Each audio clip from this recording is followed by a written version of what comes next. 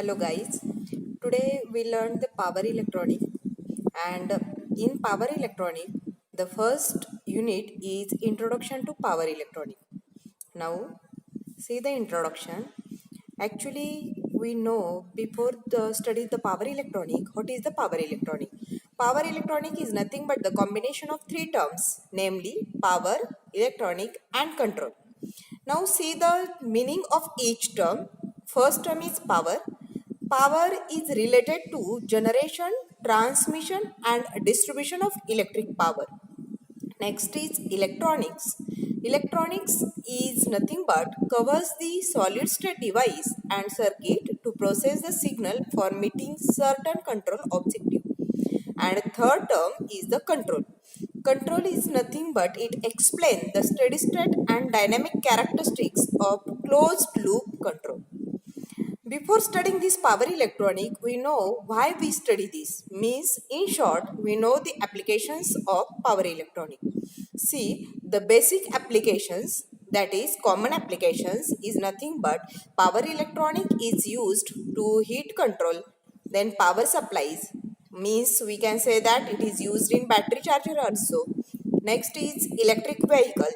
Next is air conditioning. Likewise, a refrigerator, machine tool, motor control, light dimmer, washing machine, grinder, furnace, and etc. There are so many applications of power electronic. Next point in the power electronic is which are the power semiconductor devices. See the classification of these. These power semiconductor devices are classified mainly into five categories. First is power diode, second is thyristor, third is power transistor, fourth is power MOSFET, and last is IGBT, or we can say that SIT. Next, in this power electronic, basically we have to focus on thyristor. Then again see the classification of thyristor. Thyristor are classified into SCR, that is nothing but silicon controlled rectifier. This is very important device in power electronic. Basically this SCR is commonly used in all types. Next is GTO. Its long form means gate turn off thyristor. Next is RCT. RCT is nothing but your reverse conducting thyristor. It is nothing but the same. It is nothing but the same as that of the SCR. Only it is conducted in reverse manner. Next is SITH. Next is GAT. Next is LASR. LASR is the light activated silicon controlled rectifier. Next is MCT, that is MOS control thyristor, and last is triac. Now see the requirement of power devices. Why we use the power devices? What is it need? Why it is needed? See, first requirement is we have to handle the large current and large power. At that time we can use the power devices. Means it is the basic feature of power devices that it can handle the large current and large power.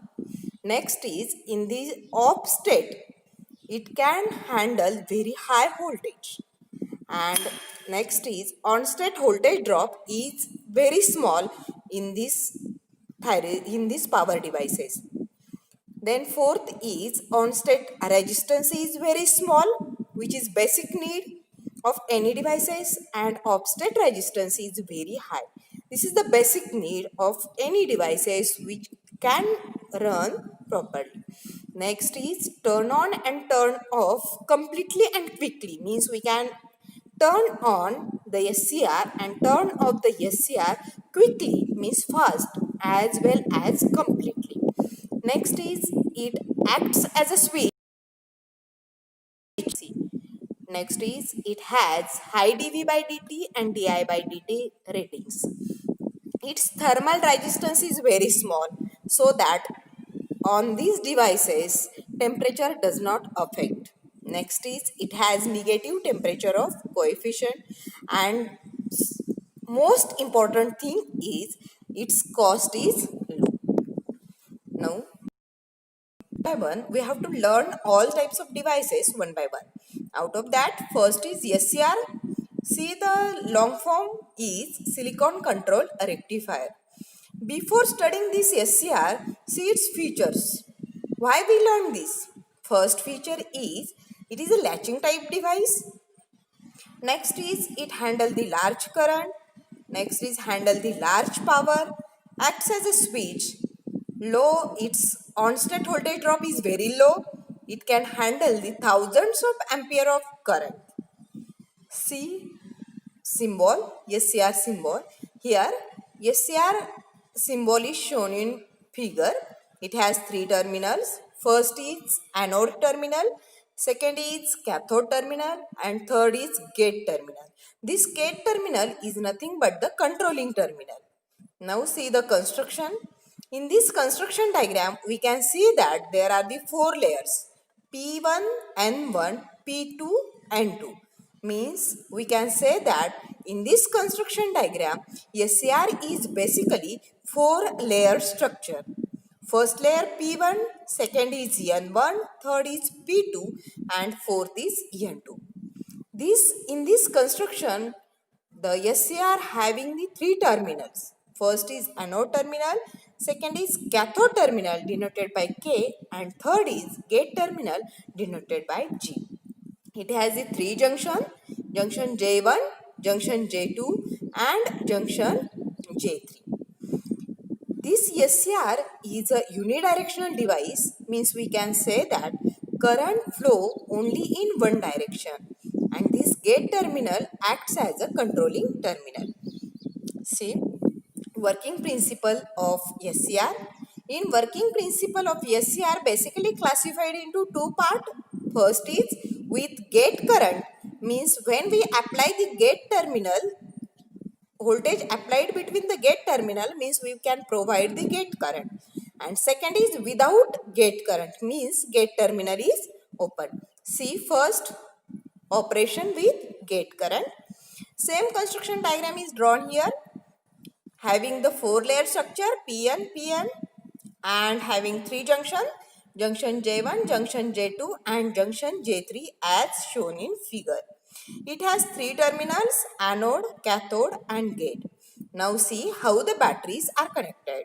First battery, we can say that VAK, that is voltage between anode to cathode.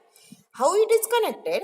Anode terminal is connected to the positive of the battery, and cathode connected is connected to the negative of the battery. In other words, we can say that anode should be at higher potential than the cathode, and gate terminal is also connected to the positive of the battery, and cathode is connected to the negative of the battery. This is the first diagram for the operation with gate current. Now see what happens when gate current is applied and voltage between anode to cathode is applied. As anode to cathode voltage means anode voltage is positive with respect to cathode, then we can say that junction J1 and junction J3 is in forward bias. Now see about junction J2.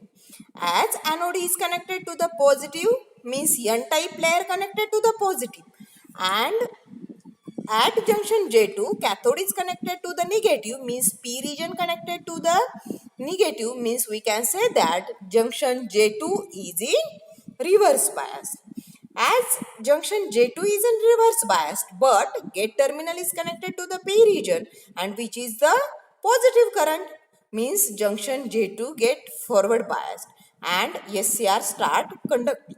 In this case, we can say that in this case, as gate current goes on increasing, your breakover voltage goes on decreasing. Your breakover voltage, that is voltage between anode to cathode, is totally depend on the gate current. As we goes on, gate current goes on increasing, means anode to cathode voltage goes on decreasing. Now see the next figure, that is operation without gate current. In this diagram we can say that diagram is same as that of the before, only one difference is there, that is gate terminal is open. No any supply is connected to the gate terminal. Now see what happened in this case. In this case, as anode is connected to the positive of the battery, or we can say that in other word, anode is at higher potential than the cathode. What happened in this case? As anode is at higher potential, cathode is at lower potential, means junction J1 and junction J3 are in forward biased and junction J2 is in reverse biased. As it is in reverse biased, when we increasing voltage between anode to cathode, at that time temperature at junction J2 goes on increasing, and at certain limit, when anode to cathode voltage goes to its certain limits, at that time junction J2 get breaks and SCR start conducting. This breakover voltage is the on state voltage of this SCR. Now, this is the today's lecture. See the VI characteristics of the SCR, then its advantages, disadvantages and applications. Thank you guys.